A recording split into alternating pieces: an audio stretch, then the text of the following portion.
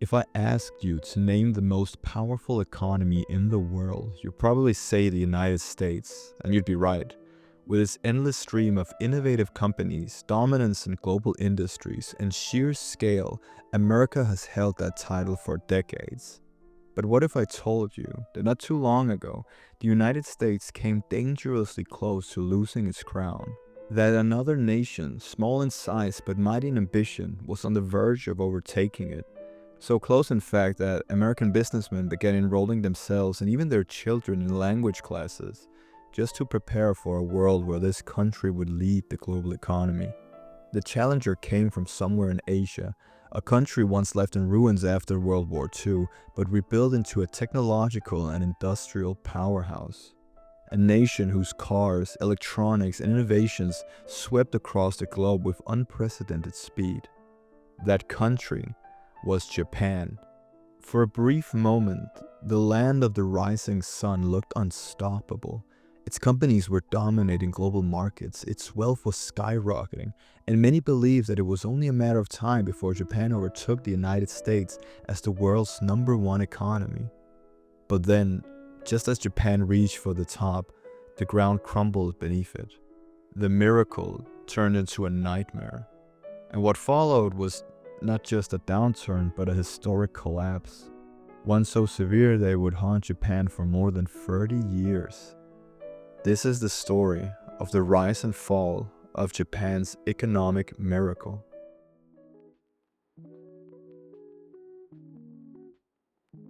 After the end of the Second World War, Japan lay in ruins. 4 years of relentless bombings, with all of it culminating in the atomic devastation of Hiroshima and Nagasaki, had left those cities and much of the other nation's cities reduced to rubble.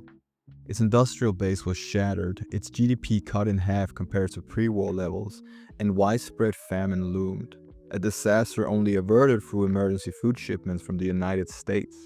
Yet, out of this devastation, Japan began an extraordinary transformation. With the guidance of sweeping reforms and targeted policies, the government rebuilt its economy from the ground up.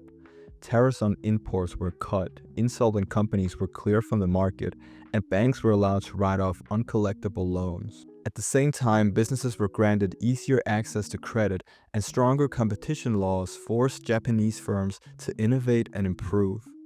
Japan also positioned itself as a vital ally to the United States during the Korean War, which created massive demand for Japanese goods and industry. The results were nothing short of remarkable. From a country unable to feed its population in 1945, Japan rose to become the world's second largest economy by 1968. An achievement so astonishing that economists refer to it as the Japanese economic miracle. Japanese corporations such as Toyota, Nissan, Sony, Hitachi, and Mitsubishi emerged as strong global industrial players known for efficiency, durability, and precision manufacturing. The rise was so impressive that, as mentioned before, American business leaders began enrolling themselves and their children in Japanese language courses to prepare themselves for this new world of business, while books on Japanese management techniques became international bestsellers. Japan was entering an unstoppable golden age of growth. But just as the nation secured its place on the world stage, an unexpected challenge would soon emerge, setting the stage for one of the most dramatic economic bubbles in modern history. One of the key factors fueling Japan's rise in the post-war decades was its commitment to low interest rates and maintaining a weak yen. This strategy made Japanese exports cheaper on the global market, allowing companies like Toyota, Sony, and Panasonic to dominate international trade. The world eagerly embraced high-quality Japanese products at highly competitive prices, and Japan's export-driven economy flourished. But by the early 1980s, the tide began to shift. In 1981, Ronald Reagan entered the White House, inheriting an American economy in recession. To protect domestic industries and stimulate demand for US goods, his administration introduced sweeping trade barriers. Import tariffs were placed on a range of Japanese products, such as 45% on cars and up to 100% on computers, power tools, and televisions. For Japan, whose economy depended so heavily on exports to the United States, this was a direct threat. The pressure intensified in 1985 with the signing of the Plaza Accord, an agreement between Japan, the United States, West Germany, France, and the United Kingdom. Its purpose was to rebalance global trade by devaluing the overstrength US dollar, and as part of the deal, Japan agreed to let the yen appreciate significantly in value. While this helped the US, it posed a serious problem for Japan. A stronger yen made its exports more expensive abroad, threatening the very foundation of its economic growth model. To counter the slowdown, Japan turned to aggressive domestic economic policies. The Bank of Japan slashed interest rates further and made credit widely available, hoping to sustain growth despite declining export competitiveness. The result was an unprecedented credit boom. Capital flooded into real estate and the stock market, driving prices to historic highs. Between 1985 and 1989, the Nikkei stock index surged by 240%, while land prices in Tokyo skyrocketed by an astonishing 245%. Things became so wild that it entered the realm of absurdity. By the end of the 1980s, a popular joke that was told was that the land beneath the Imperial Palace in Tokyo, a single garden in the center of the capital, was worth more than the entire state of California at the time. And as stupid as it sounded, this was not too far from the truth. The scale of Japan's economy was nothing short of extraordinary. The Plaza Accord, intended to rebalance global trade, had not only failed in Japan, but it had backfired. Easy credit and rock-bottom interest rates fueled a speculation frenzy that seemed unstoppable. Companies borrowed heavily, raised vast sums of capital, and poured directly into land and the stock market, driving prices even higher. At the peak, economists estimated that nearly half of Japanese corporate profits came not from their core businesses, but from stock market speculation. The situation was so surreal that by the late 1980s, Nissan, one of Japan's largest automakers, earned more money from financial investments than from building their own cars. In hindsight, this is crazy, but with credit so cheap and returns so high, the incentives for companies to speculate were irresistible. The banking sector too changed its entire approach to lending. Traditionally cautious, Japanese banks began abandoning due diligence altogether. Instead of carefully assessing loan applicants, they aggressively pushed credit onto businesses and households, sometimes even when there was no real demand. Some even claim to recall instances of ordinary citizens almost being dragged into these banks and suddenly found themselves with access to more money than they could reasonably spend, and thus many joined in on the speculative boom. The results bordered on the ridiculous. The yen steadily appreciating, imported goods became cheaper, wages were rising, and credit was abundant. Everyday life in Japan felt prosperous beyond measure. Speculative investments spread into art, antiques, and luxury assets. Government officials even warned citizens to avoid noticeable purchases abroad, fearing backlash from foreign nations who were watching Japan's wealth surge with envy. But those warnings were largely ignored. In 1989, Sony shocked the world by purchasing Columbia Pictures, and around the same time, Mitsubishi acquired New York's iconic Rockefeller Center. And in perhaps the most jaw-dropping display of excess money, a Japanese billionaire bought the entire Empire State Building, allegedly as a birthday gift for his daughter. It was a period so over the top that people could only shake their heads in disbelief. Japan's growth during the 1980s seemed unstoppable. The nation had avoided the global stock market crash of 1987, further feeding the myth of an economic miracle. Economists began to speculate openly that Japan was destined to overtake the United States as the world's #1 economy. But just as the decade gave way to the 1990s, the miracle that seemed unstoppable was about to hit a wall.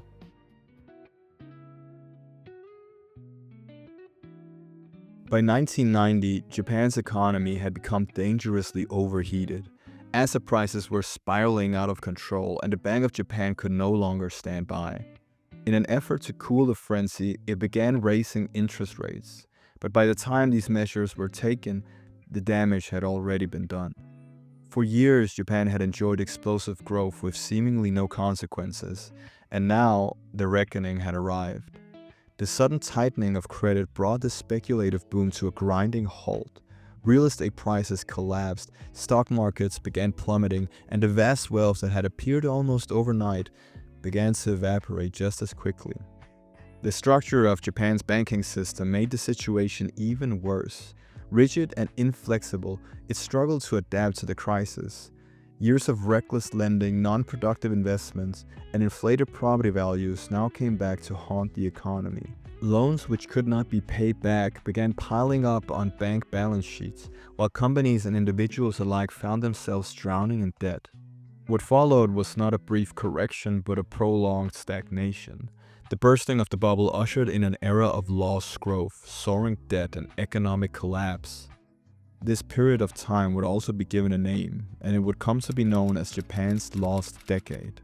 The miracle economy of the 1980s was over, and in its place lay a sobering lesson about the dangers of unchecked speculation. This new reality of slow economic growth brought with it something even more damaging: deflation.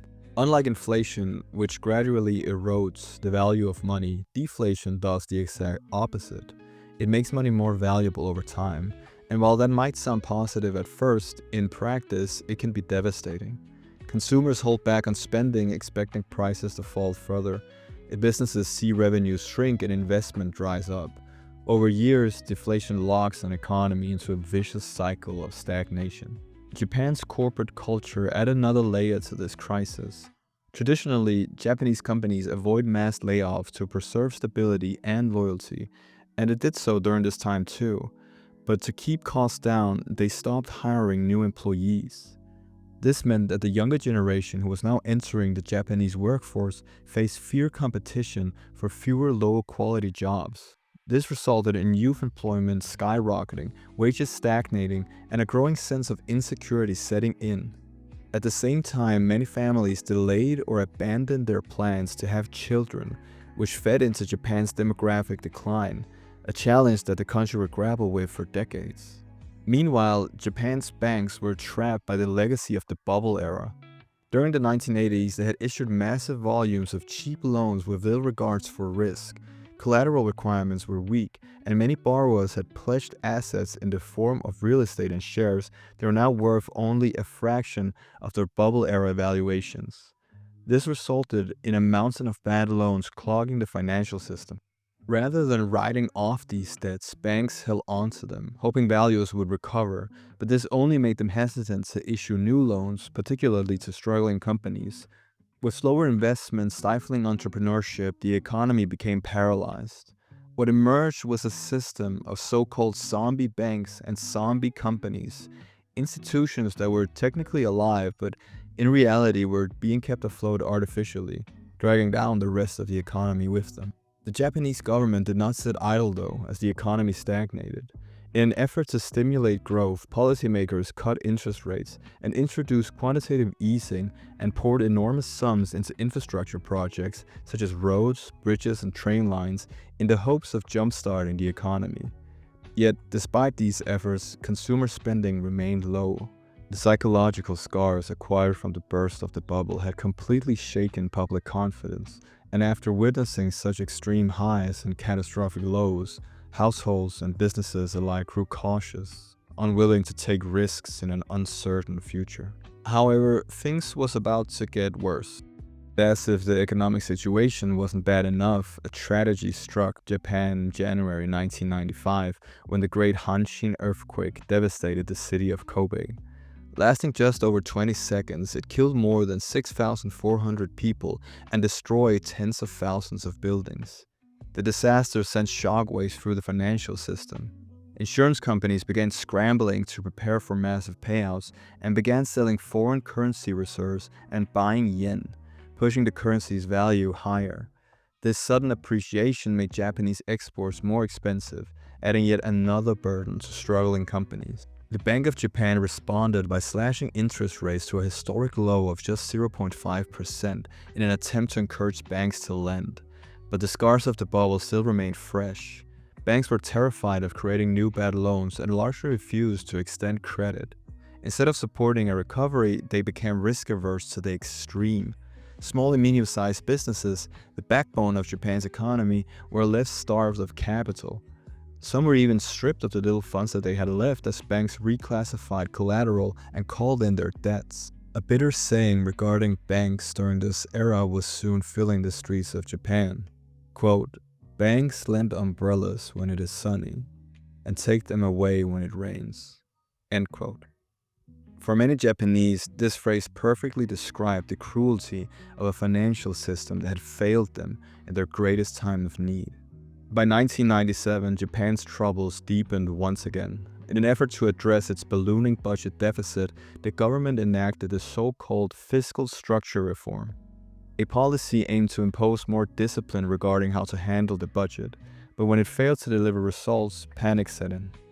In a desperate attempt to raise revenues, the government increased the national consumption tax from 3% to 5%, and also raised medical costs and eliminated certain income tax breaks. Instead of restoring stability, the measures weakened an already fragile consumer demand. And despite all of this, the budget still showed a deficit of over 1 trillion yen. As the domestic economy faltered, a storm was brewing abroad. The Asian financial crisis of 1997 to 98 sent shockwaves through the region.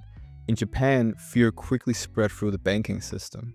Ordinary citizens lined up outside branches to withdraw their savings, worried that their banks might collapse, and their fears were not unfounded. Over the course of the year, 7 major financial institutions went under, shaking the little amount of confidence that people had left in the system. The crisis only came to a halt after the government intervened with a controversial taxpayer-funded bailout. While deeply unpopular, the infusion of public money helped prepare bank balance sheets and prevented a full-scale financial meltdown.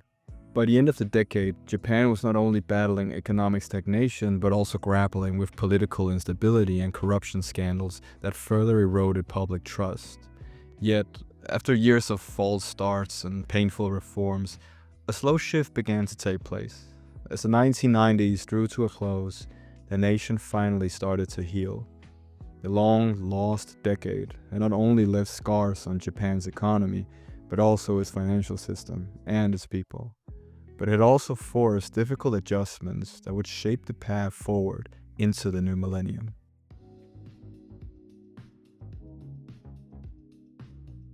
By 1999, Japan's economy was finally beginning to see some modest, steady growth.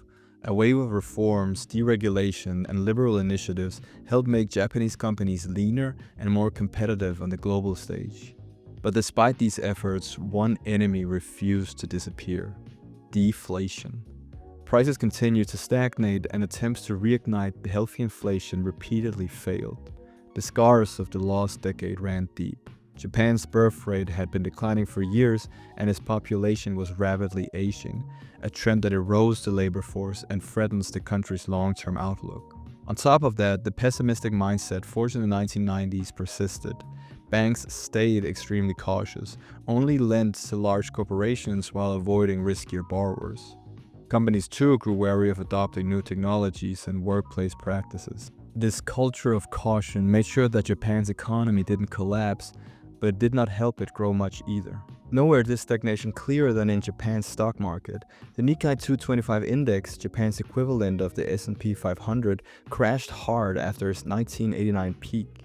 Remarkably, it would take until 2024 for the Nikkei to finally climb back to the same level before 1989. That's 35 years of waiting just to recover from the bubble's collapse. And yet, out of this atmosphere of caution and stagnation came a bold attempt to turn things around. In the early 2010s, a guy by the name of Shinzo Abe had become Japan's new prime minister and presented an ambitious plan to revive Japan's struggling economy.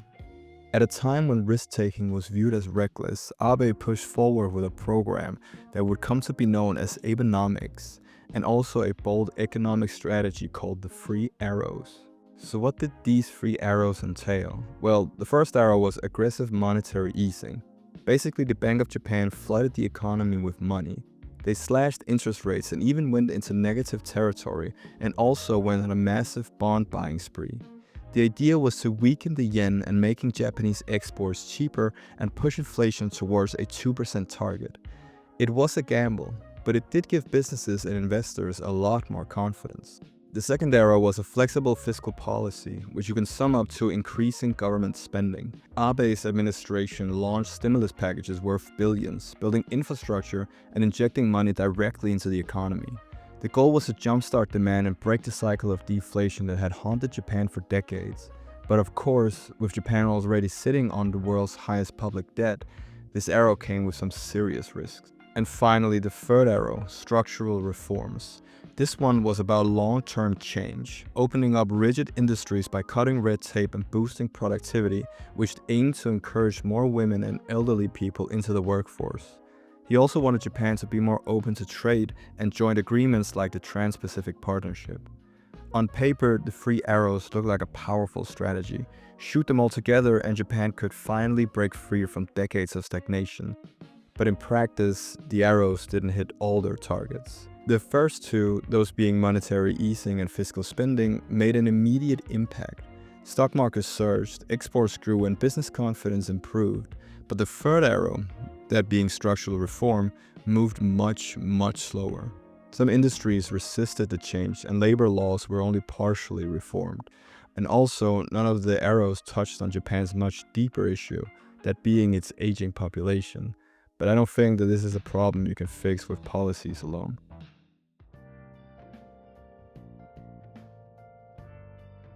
So what became the final verdict of Abenomics? Well, it did give Japan a short-term boost. Overall confidence in the markets rose, which was an improvement, and for a while it seemed like the country was finally breaking free from the legacy of the lost decade. But some problems kept lingering, like the aging population, as mentioned before, as well as overall low productivity and massive public debt. In fact, by the time Abe stepped down in 2020, a lot of critics said that the arrows had started out strong but came up short. There was no doubt that the plan was ambitious, and it did see some early success, but in the end, it did not create this economic revolution that Abe had promised. So how's Japan doing today? Well, it's a bit of a mixed bag. On paper, the country is still the world's third largest economy, right behind the United States and China. It's a wealthy first world nation with global influence in tech, finance, and culture. But under the surface, some of those old problems can still be felt, such as deflation, which has not disappeared completely. Prices are starting to rise a bit more in recent years, but it's not the healthy inflation type rise that boosts wages and spending. Instead, it's often driven by external shocks like higher energy prices. And as for wages, they have struggled to keep up. For a lot of workers, especially those from the younger generation, it still feels like paychecks don't stretch as far as they should. Demographics are also another huge challenge. Japan is one of the oldest populations in the world, with more than a quarter of its people being over 65. That puts pressure on pensions, healthcare, and the labor market. Fewer young workers mean fewer people to support the system, and that makes long-term growth harder to achieve. On the flip side, Japan still has incredible strengths. Its companies are world leaders in robotics, green energy technology, and advanced manufacturing. The country is also benefiting from global supply chain shifts, with many nations turning to Japan as a stable trade partner in an uncertain world. And let's not forget that Tokyo still remains one of the world's top financial hubs. However, while the country may look steady on the surface, the younger generation feels the weight of the past. They are the ones carrying the scars of the lost decade, and for many of them, Japan doesn't feel like a land of endless opportunity anymore. Instead, it feels like a country that expects them to carry the burden without offering much in return. The dream of lifetime employment and guaranteed prosperity that their parents once enjoyed does not exist anymore. Job security isn't the same, housing has become expensive, and starting a family feels out of reach for many. So Japan today stands at a crossroad. It is still an economic powerhouse with unmatched technological expertise and cultural influence. I don't think anyone can take that away from them, but the cracks are hard to ignore.